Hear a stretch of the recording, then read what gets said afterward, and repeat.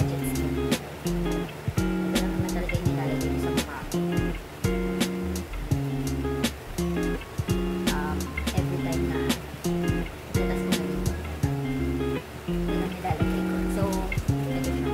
Galing ito ng Japan. Pinasabay ko dun sa pamangkin ng ex. Ito kasi siya ma-infect. Ito lang naman nilalagay ko. Wala na akong ibang nilalagay sa mukha. Sunscreen kasi. Pero kahit gabi, nilalagay ko. Nilalagay ko. So, ika-try ko yung hair removal cream na sample sa akin. So, check natin.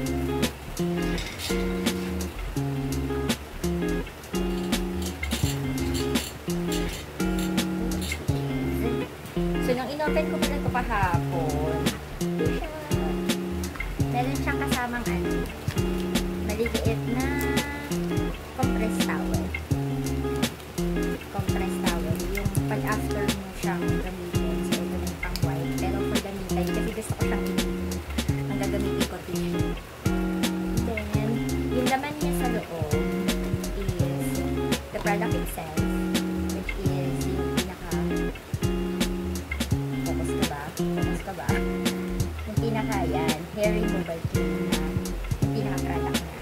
And then, meron siyang sunscreen.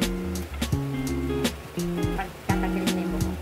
And then, tender and smooth. Yun yung kasama niya sa loob. Yun yung inclusion niya. So, ito yung after mo matanggal yung mga hair. Para mag-soften yung skin. So, hindi natin. Hindi ko pa siya alam kung paano siya gamitin. Kaya, I have to read yung instruction. At dahil malabo yung mata ng nanay nyo,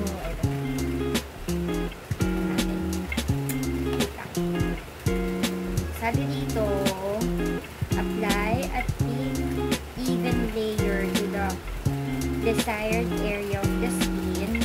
Leave it for about 8 to 10 minutes. 8 to 10 minutes daw. Then use the plastic scraper or tissue to remove the cream and hair. After, rinse it with water. So, babandawan din natin. Siyempre, para matanggal yung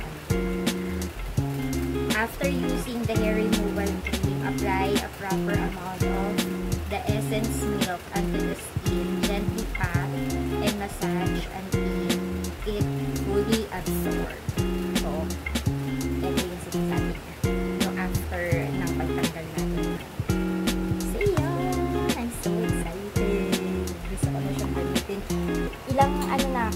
Ilang days na akong hindi nakakapag shave.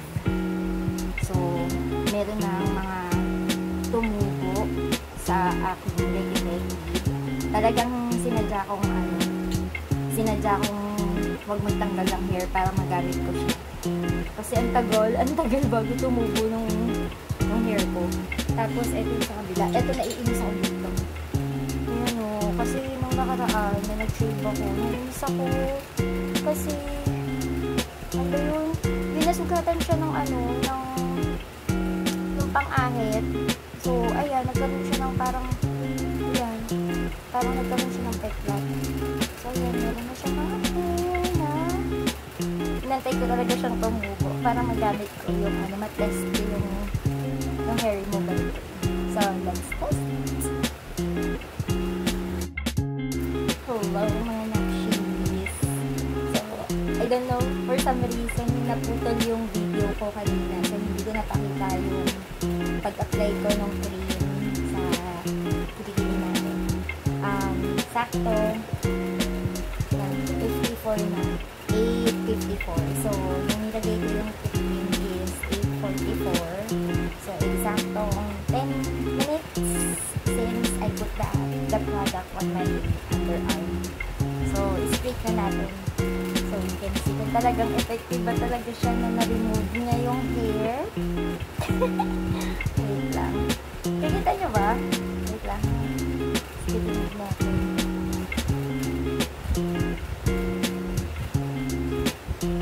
Woo!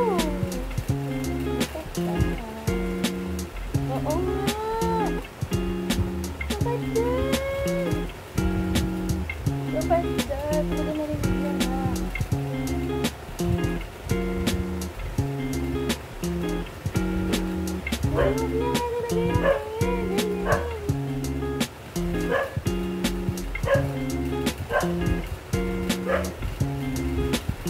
Oo nga.